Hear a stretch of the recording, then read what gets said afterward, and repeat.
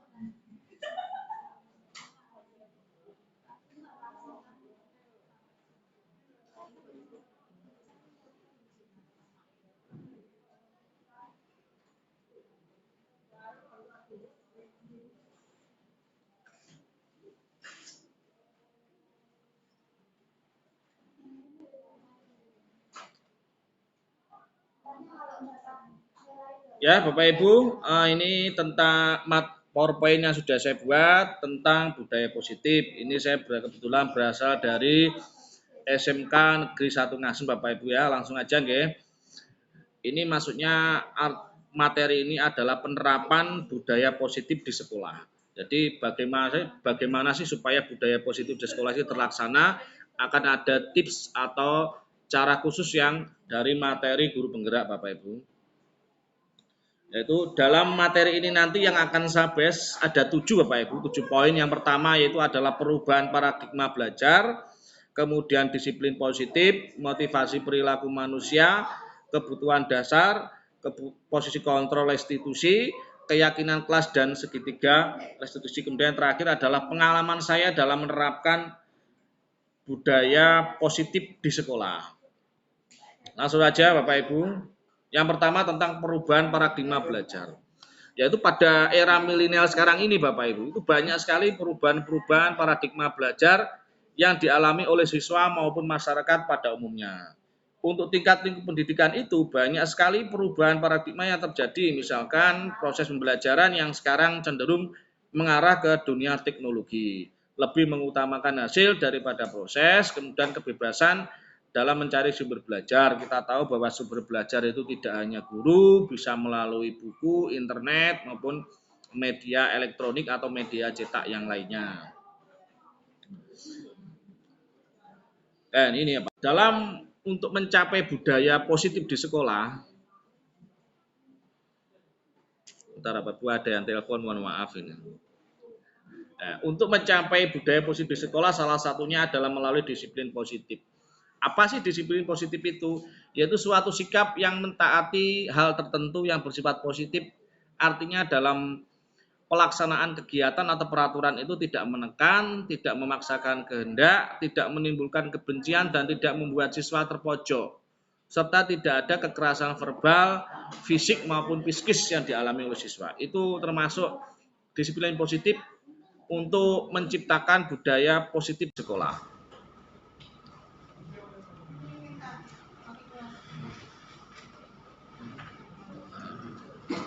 Kemudian nomor 3 tentang motivasi perilaku manusia Bapak Ibu. Kita tahu bahwa seseorang itu melakukan sesuatu karena ada alasannya. karena ada tujuannya. Tujuan orang untuk melakukan sesuatu itu ada 3. Yaitu karena takut adanya hukuman, karena adanya penghargaan, kemudian karena adanya motivasi intrinsik, yaitu adalah keinginan yang murni dalam diri untuk melakukan sesuatu demi harga diri mereka. Itu namanya motivasi perilaku manusia, Bapak Ibu.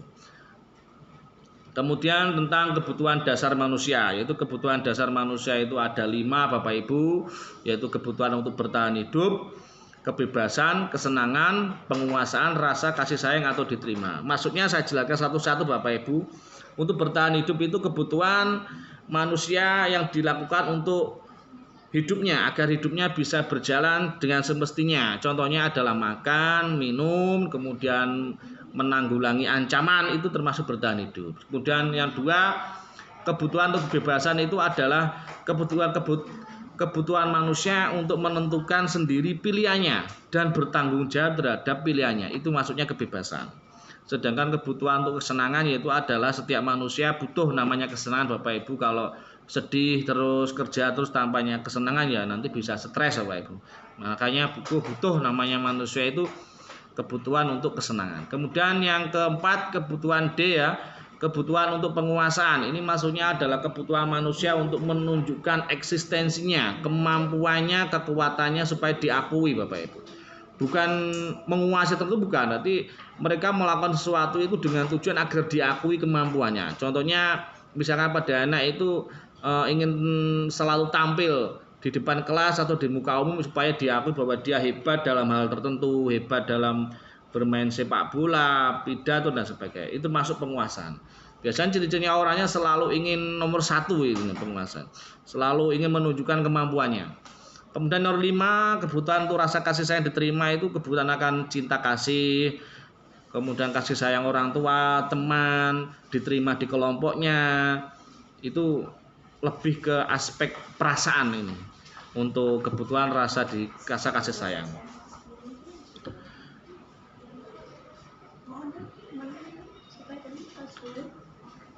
Kemudian nomor 5, Bapak Ibu, salah satu cara untuk menerapkan budaya positif yaitu melalui posisi kontrol restitusi. Yaitu posisi kontrol restitusi itu ada 5, Bapak Ibu. Yang pertama yaitu penghukum, pembuat rasa bersalah, teman, pemantau atau manajer. Nah, hati-hati dalam pengucapan kata posisi kontrol, Bapak Ibu. Itu kalau keselio bahaya, itu nanti bisa ditertawakan murid nanti. Saya jelaskan satu-satu, Bapak Ibu.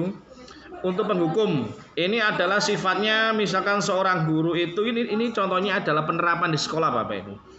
Penghukum itu adalah tipikal seorang guru apabila ada siswa yang melakukan pelanggaran tata tertib itu langsung dihukum fisik maupun verbal. Contoh kalimatnya gini, misalkan ada anak telat itu, misalkan, "Hei kamu, kenapa kamu telat?" Dah tahu telat, melanggar peraturan, sudah habis ini kamu langsung push up 30 kali. Nah, itu namanya penghukum. Hukuman itu bisa berupa verbal dan kekerasan fisik atau psikis. Hal ini menimbulkan kekecewaan, benci, dendam, rasa takut dan hilangnya harga diri pada siswa. Ini. Kemudian B, Bapak Ibu, tentang pembuat rasa bersalah. Ini tipikal guru yang apabila ada siswa yang melanggar peraturan itu dia berusaha membuat rasa bersalah kepada murid itu. Biar mereka rasa bersalah dan sering-sering mengucapkan maaf. Contoh kalimatnya seperti ini. Misalkan ada yang telat, itu telat. Kamu siapa? Novita, kenapa kok telat masuk sekolah? Wah, kamu itu telat terus. Kamu apa nggak kasihan sama bapak ya? Ini kalau ada kepala sekolah tahu kamu telatnya dimarahin pasti saya ini ya. Kamu harus kasihan sama saya selaku guru kamu, sudah berbuat keras mendidik kamu tapi kamu tetap telat aja. Ini jadi saya nanti yang disalahkan. Ini tipikal guru yang posisi kontrol restitusinya menggunakan pembuat rasa bersalah. Kemudian teman, ini ada tipikal guru itu yang berusaha akrab banget ya, akrab sekali dengan siswa, menganggap mereka itu sahabat tapi berlebihan. Akhirnya apa? Akhirnya siswa itu jika melakukan pelanggaran tidak merasa bersalah dan merasa dengan guru itu tertentu temannya. Dan dampak negatifnya dia tidak akan bisa bersikap baik kepada guru lain. Karena itu merasa guru itu bukan temannya, itu kelemahannya teman itu. Kemudian yang D itu pemantau. Pemantau itu tipikal guru apabila ada siswa yang melanggar peraturan itu dia lebih mengutamakan konsekuensi atau sanksi yang sudah disepakati bersama antara siswa, guru sekolah ya dengan wali murid, pemantau. Bedanya penghukum nanti, kalau yang A tadi penghukum nggak ada kesepakatan, hukuman di luar kesepakatan. Kalau pemantau ini sanksi, konsekuensi. Ya. Misalkan sudah jelas di situ, misalkan anak telat 30 menit. Jadi nanti waktu pulang sekolah juga dia akan tinggal di sekolah 30 menit untuk belajar mandiri. Itu namanya pemantau, lebih mengedepankan sanksi. Contohnya seperti ini. Misalkan ada anak 30 menit, yang kita ucapkan adalah ya silakan, bahasanya datar apa ini? Nah, silakan, kamu tahu nggak konsekuensi peraturan yang misalkan siswa yang telat 30 menit. Dia jawab, tahu Pak, harus nanti pulang kita stay di sekolah dulu sampai 30 menit untuk ibaratnya mengganti telatnya itu. Itu memantau Bapak Ibu. Nah, kalau penghukum itu bahasanya kasar, keras Bapak Ibu. Pembuat terasa bersalah juga halus juga, teman pemantau ini datar. Kalau teman ini lebih halus lagi bahasa yang diucapkan guru itu. Kemudian terakhir Bapak Ibu, ini yang diharapkan dari kurikulum Merdeka buat semua Bapak Ibu guru ya, itu posisi kontrol restitusi, yaitu manajer, yaitu dalam menangani permasalahan siswa itu lebih mengutamakan cara-cara atau pilihan-pilihan yang bisa memperbaiki diri siswa. Contoh gini, misalkan ada yang telat. Kita sebagai guru ada telat, kita boleh langsung emosi, kita tanya dulu alasannya apa kok telat, ya kan? Pasti setiap perilaku itu ada alasannya. Kita patokannya itu. Kita dengan bahasa yang cukup lembut dan mengutamakan cara-cara supaya anak tersebut bisa memperbaiki diri. Kita membantu mereka, misalkan telat 30 menit, kita ngobrol dengan siswa itu. Caranya supaya anak itu nggak telat itu apa? Ada kesepakatan antara guru dan siswa. Cara itu dilaksanakan kapan supaya anak itu bisa memperbaiki kesalahannya. Itu Bapak Ibu. Kemudian yang 6 tentang keyakinan kelas Bapak Ibu.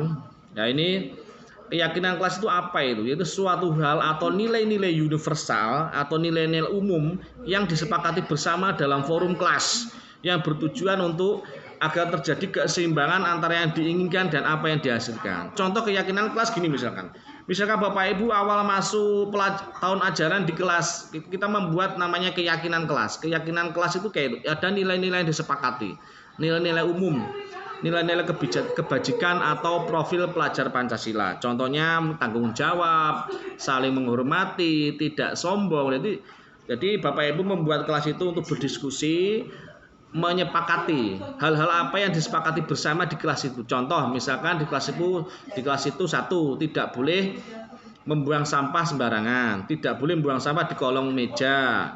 3, misalkan harus saling menghargai. 4, tidak boleh sombong. Itu termasuk keyakinan kelas. Itu nanti dicetak, ditaruh di depan kelas. Jangan banyak-banyak Bapak Ibu, 5 atau berapa, biar mudah diingat. Itu keyakinan kelas. Kemudian yang ke-7 Bapak Ibu tentang segitiga restitusi. Ini adalah suatu cara untuk menangani permasalahan siswa menggunakan namanya segitiga restitusi. Ini adalah 3 ini tahap-tahapnya Bapak Ibu. Ada tahap yang pertama itu menstabilkan identitas, tahap memvalidasi kesalahan atau kebutuhan, kemudian menanyakan keyakinan. Contoh prakteknya gini, jadi dalam suatu penanganan di dalamnya ada tiga tahap ini. Kalau tahap menstabilkan identitas ini, kita sebagai guru itu membuat anak itu bahwa apapun yang dilakukan anak itu nggak apa-apa. Tujuannya apa? Supaya anak itu bisa terbuka, tidak takut dan merasa rendah hati dan rendah diri, tidak tertekan. Itu menganggap bahwa apapun yang dilanggar siswa itu benar, membenarkan. Sedangkan memvalidasi kesalahan itu kita membuat siswa itu bahwa apapun yang dilakukan siswa itu pelanggaran pasti ada alasannya, ada tujuannya apa. Nah, kemudian menanyakan keyakinan tadi yang ke-6 tadi, kesepakatannya apa kok sama sidang. Contohnya gini, ada siswa yang telat datang.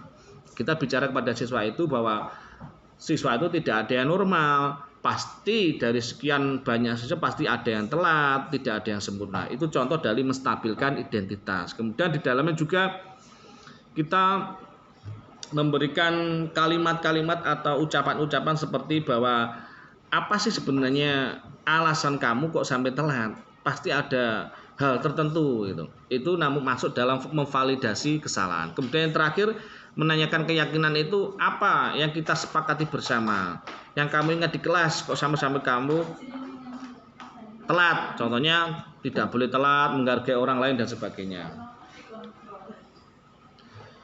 Kemudian ini yang terakhir Bapak Ibu, pengalaman-pengalaman yang saya dapatkan setelah menerapkan konsep-konsep kunci tersebut di kelas ini ya, saya kemudian melaksanakan di kelas tidak di rumah, yaitu satu, bisa memahami dan menerapkan keyakinan kelas di awal pelajaran ataupun pada proses pembelajaran, yaitu kemudian yang B, menjadi seorang guru yang lebih sabar karena belajar menerapkan posisi kontrol seorang manajer. C, lebih bisa memahami karakter siswa. D, bisa lebih mahir dan menangani kasus atau permasalahan yang dialami siswa karena menggunakan segitiga restitusi Bapak Ibu.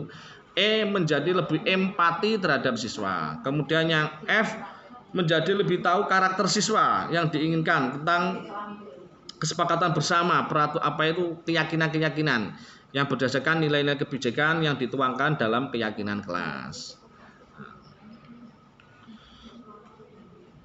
Nah, ini akan saya sertakan video bentar Bapak Ibu, saya cepatkan tentang video pembelajaran keyakinan kelas, proses pembentukannya seperti apa, kemudian yang kedua nanti video simulasi segitiga restitusi. Nah,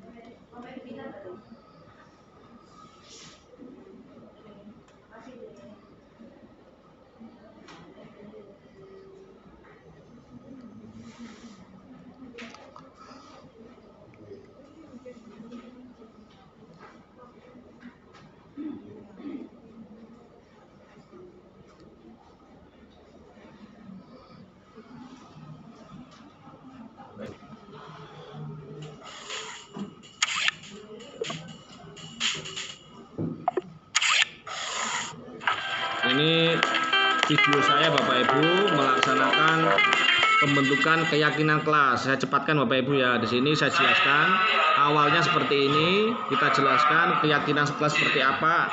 Saya jelaskan melalui suara saya aja Bapak Ibu ya, biar cepat.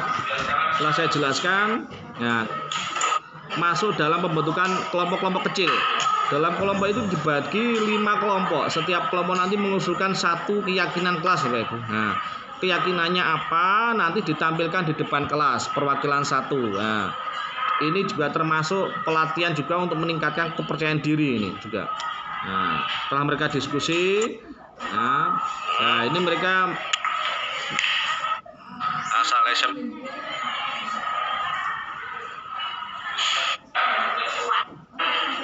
baik ini ya. Setelah sudah mulai ini ada setiap kelompok gantian maju satu-satu untuk menuliskannya.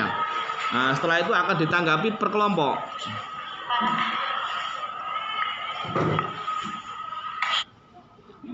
Lah, kok muncul sepatu saya ini? Ntar Bapak Ibu. Nggak ada lah.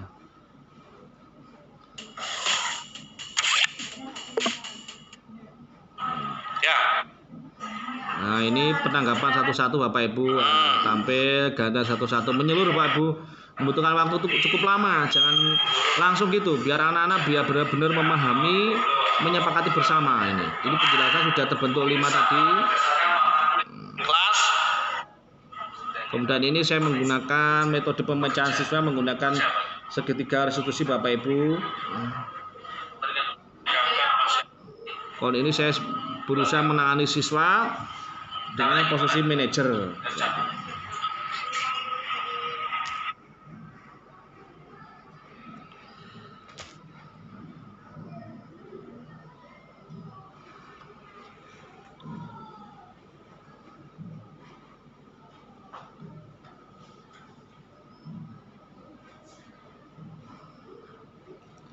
Baik Bapak Ibu, itu tadi yang bisa saya sampaikan Bapak Ibu. Tolong kameranya dinyalakan bentar Bapak Ibu, biar terrecord kameranya Bapak Ibu.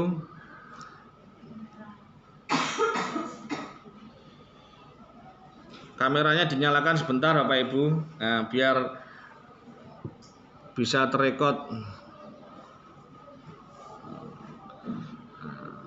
Terima kasih banyak lah Bapak Ibu nggih. Panjenengan luar biasa sudah bantu saya. Ini kok ada belum dinyalakan kameranya ini.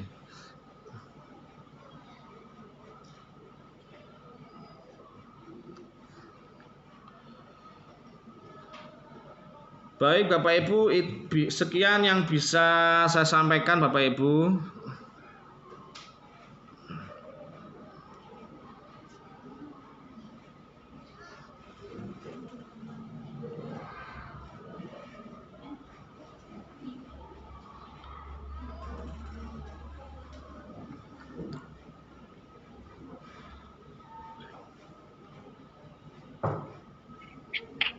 Nah, alhamdulillah pesertanya